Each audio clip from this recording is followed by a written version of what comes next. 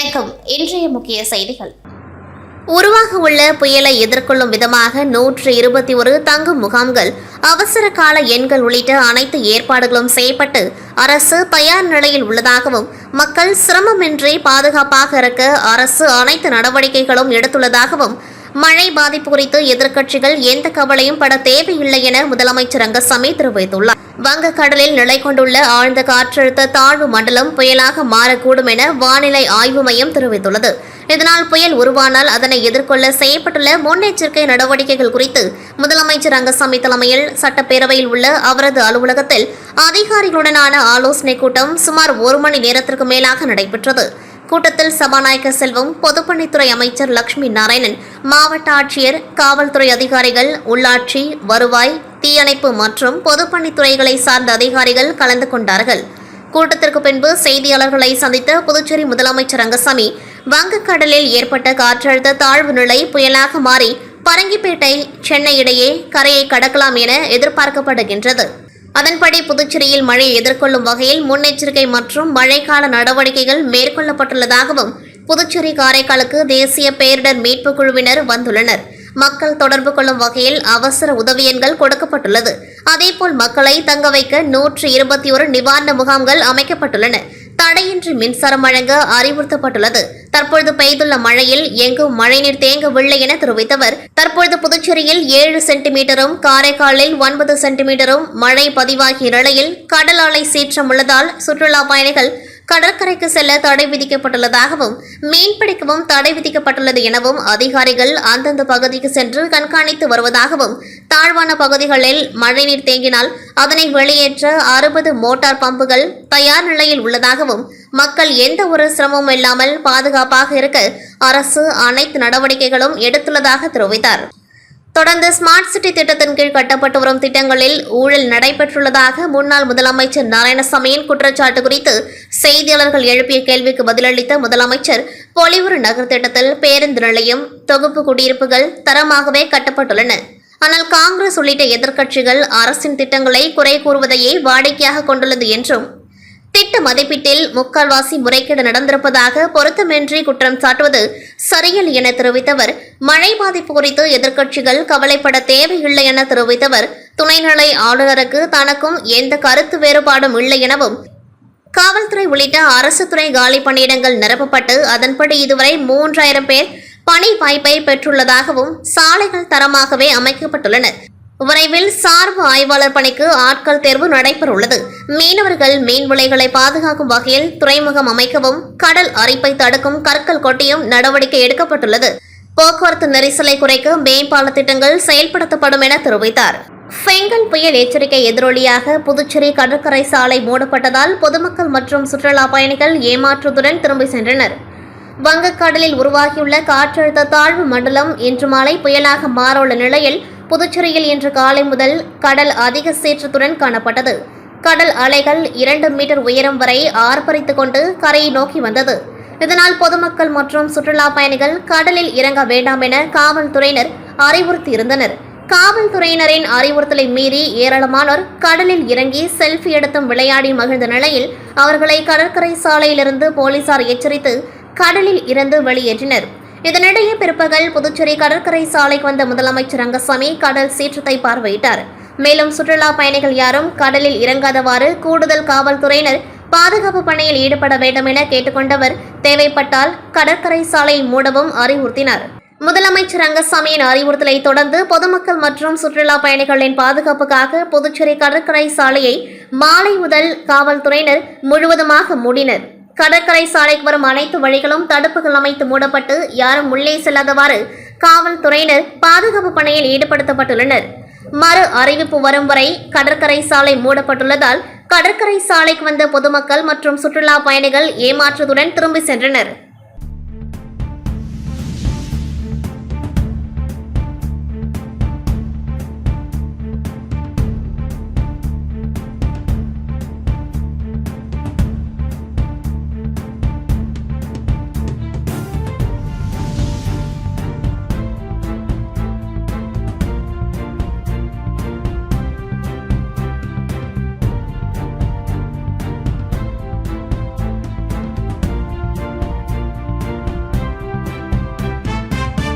வங்கக்கடலில் நிலை கொண்டுள்ள ஆழ்ந்த காற்றழுத்த தாழ்வு மண்டலம் இன்று புயலாக வலுப்பெறும் என வானிலை ஆய்வு மையம் தெரிவித்துள்ளது.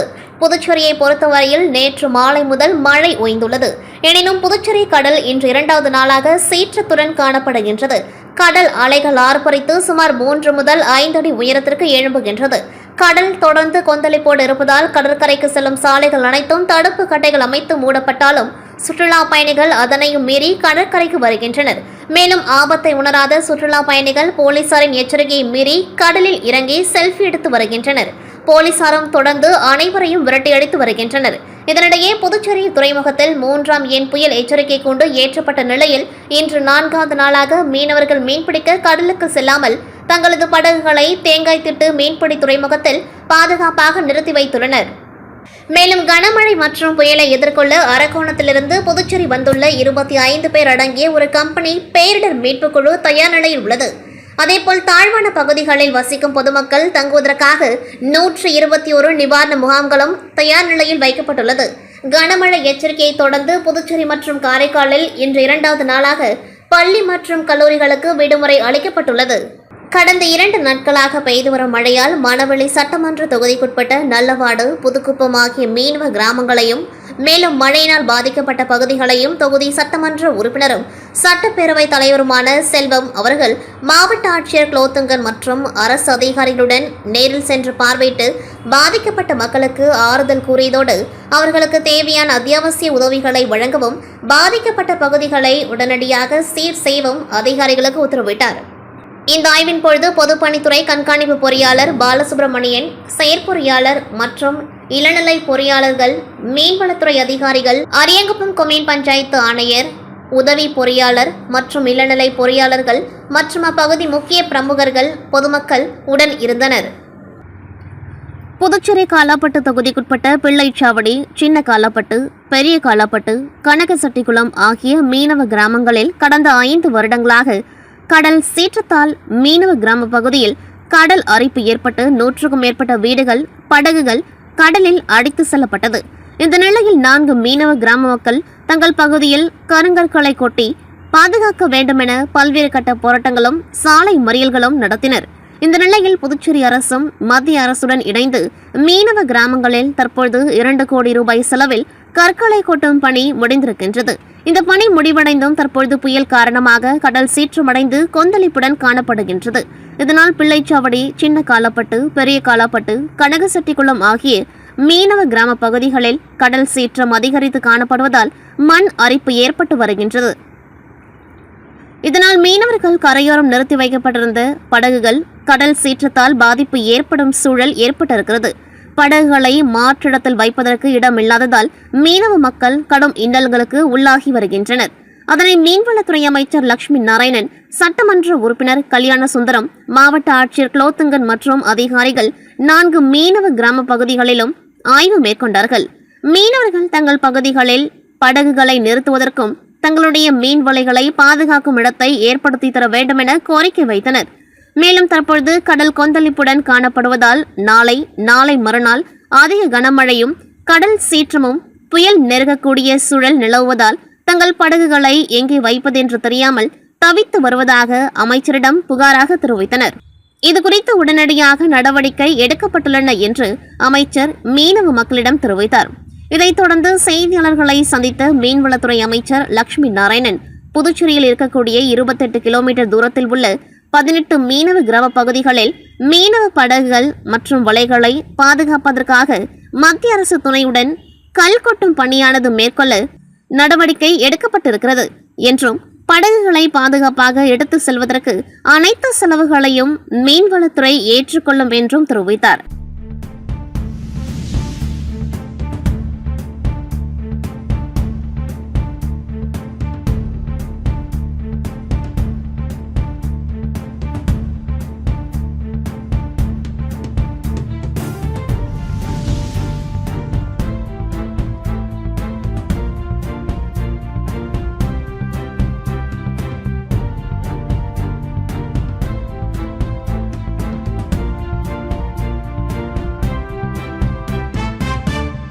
புதுச்சேரியில் கடல் 4வது நாளாக சீற்றத்துடன் அதிக கொந்தளிப்புடன் காணப்படுகின்றது. சுற்றுலா பயணிகள் மற்றும் பொதுமக்கள் ஆபத்தை உணராமல் கடற்கரைக்கு வருகை தந்து கடல் அழகை ரசித்து வருகின்றனர்.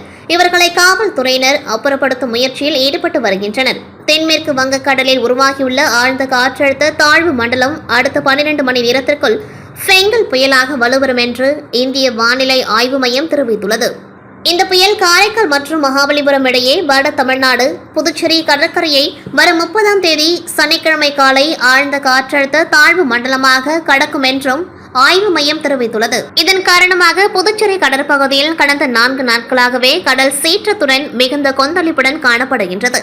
இதன் காரணமாக புதுச்சேரி கடற்கரை பகுதிக்கு சுற்றுலா பயணிகள் பொதுமக்கள் வர வேண்டாம் என்று முதலமைச்சர் ரங்கசாமி நேற்று பார்வையிட்ட பிறகு காவல்துறைக்கு அறிவுறுத்தியுள்ளார். அதன் பிறகு காவல்துறை தொடர்ந்து பொதுமக்கள் கடற்கரைக்கு வர வேண்டாம் என அறிவித்து வருகின்றனர். ஆனால் பொதுமக்கள் மற்றும் சுற்றுலா பயணிகள் தொடர்ந்து காலை முதல் கடற்கரை பகுதிக்கு வருகின்றனர். கடல் அலை சீற்றத்தை கண்டு செல்ஃபி எடுத்து குடும்பத்தினருடன் மகிழ்ந்து வருகின்றனர்.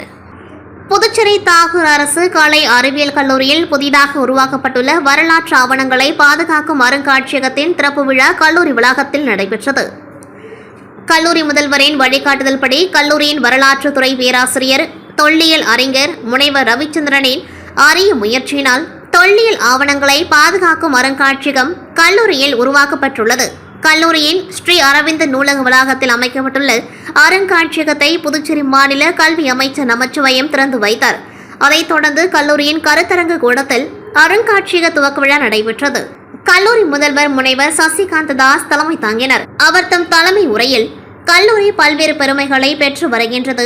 பசுமை வனமாக, சுற்றுலா தலமாக, நகர் வனமாக நாக் கமிட்டியினால் அங்கீகாரம் பெற்ற கல்லூரியாக உள்ளதை சுட்டிக்காட்டினார். கல்வி அமைச்சர் நமச்சிவாயம் சிறப்பு விருந்தினராக கலந்து கொண்டு அருங்காட்சியக துவக்க உரை நிகழ்த்தினார். அவர் தம் முறையில் அருங்காட்சியகம் கல்லூரி வளாகத்தில் உருவாக்கப்பட்டுள்ளது சிறப்பம்சமாகும்.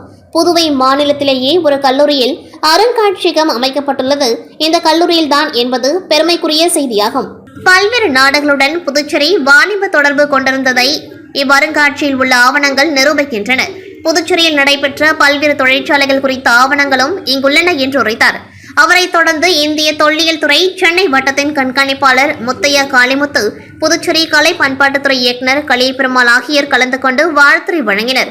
முன்னதாக சிறப்பு அழைப்பாளர்களான புதுச்சேரி பொதுப்பணி மற்றும் சுற்றுலாத்துறை அமைச்சர் லட்சுமி நாராயணன், காலப்பட்டு சட்டமன்ற உறுப்பினர் கல்யாண சுந்தரம், புதுச்சேரி உயர் மற்றும் தொழில்நுட்ப கல்வித்துறை இயக்குநர் அமன் சர்மா ஆகியோர் தங்களது வாழ்த்து செய்தியினை அனுப்பியிருந்தனர். வரலாற்றுத்துறை பேராசிரியரும் தொல்லியல் அறிஞருமான முனைவர் ரவிச்சந்திரன் நன்றி உரை வழங்கினர்.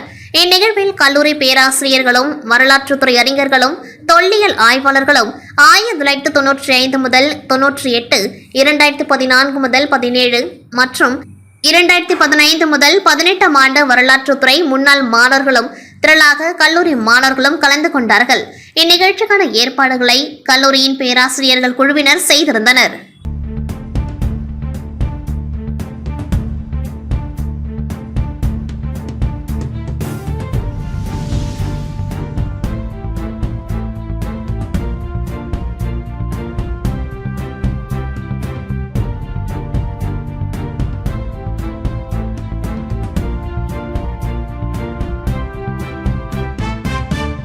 புதுச்சேரி மாநிலம் காரைக்கால் மாவட்டத்தில் நேற்று காலை முதல் பரவலாக விட்டுவிட்டு கனமழை பெய்து வருகின்றது.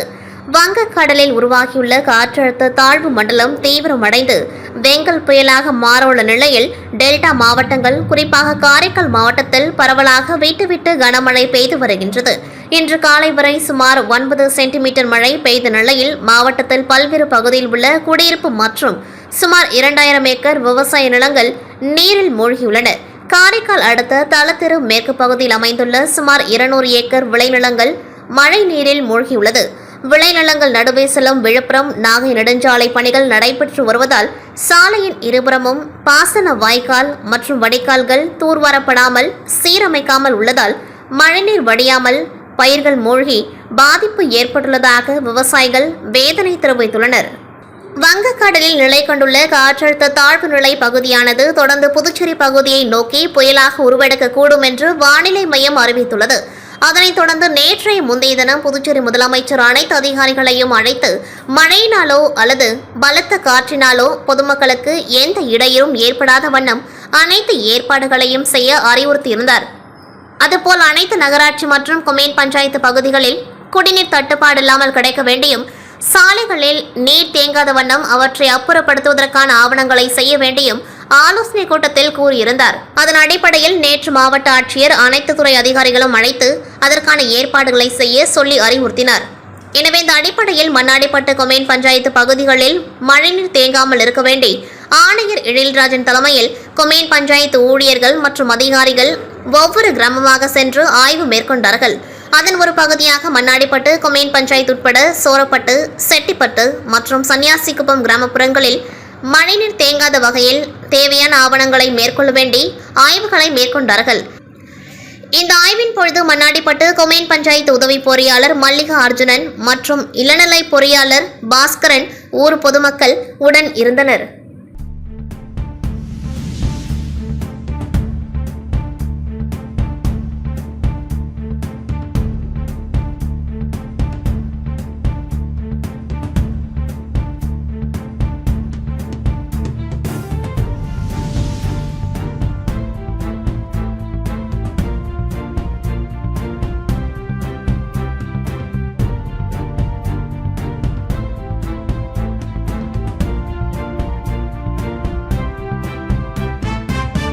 தமிழ் தேசிய பேரியக்கம் சார்பில் இன்று வேல்ராம்பட்டில் மாவீரர்களுக்கு மெழுகுவர்த்தி ஏற்றி மலர் தூவி வீர வணக்கம் செலுத்தப்பட்டது. இந்நிகழ்வில் பேசிய பலரும் இந்திய விடுதலைக்கு தமிழர்கள் போராடியதைப் போல வெள்ளைக்காரிடமிருந்து இலங்கை விடுதலை பெற சிங்களர்களோடு சேர்ந்து தமிழர்களும் போராடினார்கள். இலங்கையின் ஆட்சி அதிகார உரிமை பேரினவாதிகளான சிங்களர்களிடம் சென்றதும் தமிழீழ தமிழர்களின் உரிமை ஒவ்வொன்றாக பறிக்கப்பட்டது. அதனை எதிர்த்து நடந்த போராட்டத்தில் பிறந்ததுதான் விடுதலை புலிகள் இயக்கம். சிங்கள இராணுவத்துடன் நடந்த தமிழீழ தாயக விடுதலை போரில் பல்லாயிரம் பேர் உயிர் செய்து அழியா புகழுடன் மாவீரர்கள் ஆனார்கள். அம்மாவீரர்களின் ஈகத்தை போற்றுவதும் தமிழீழ விடுதலைக்கு துணை நிற்பதும் தமிழ்நாட்டு தமிழர்களின் கடமையாகும். அதே நேரத்தில் தமிழ்நாட்டு உரிமையும் பறிப்பை கொண்டிருக்கின்றது என்பதை புரிந்து கொண்டு தமிழர் தாயகம் காக்கவும் தமிழினத்தின் உரிமை காக்கவும் நம்மால் முடிந்த பணியை செய்யவும் இந்நாளில் தமிழர்கள் உறுதியேற்க வேண்டுமென கூறினார்கள். தமிழ் தேசிய பேரியக்க புதுச்சேரி செயலாளர் தோழர் வேல்சாமி தலைமையில் நடைபெற்ற நிகழ்வில் வடக்கு கிளை செயலாளர் தோழர் சத்தியமூர்த்தி, மகளிர் ஆயம் தோழர் பிரியா, தெய்வ தமிழ் பேரவை புதுச்சேரி ஒருங்கிணைப்பாளர் ஐயா ராஜாராம், அரங்கதுரை, நாம் தமிழர் தொழிற்சங்க செயலாளர் ரமேஷ், புதுச்சேரி தமிழ் படைப்பாளர் கழக செயலாளர் புதுவை தமிழ் நெஞ்சன், தமிழ் தேசிய உணர்வாளர் கார்த்திகேயன், பேரியக்க தோழர்கள் ராஜ்குமார், தரணிவேல், கிருட்டனகுமார், மனோஜ்குமார், ஆதவன் உள்ளிட்டோர் பங்கேற்று மெழுகுவர்த்தி ஏற்றி மலர் தூவி வீர வணக்கம் செலுத்தினர். இத்துடன் செய்திகள் நிறைவடைகின்றது. நன்றி, வணக்கம்.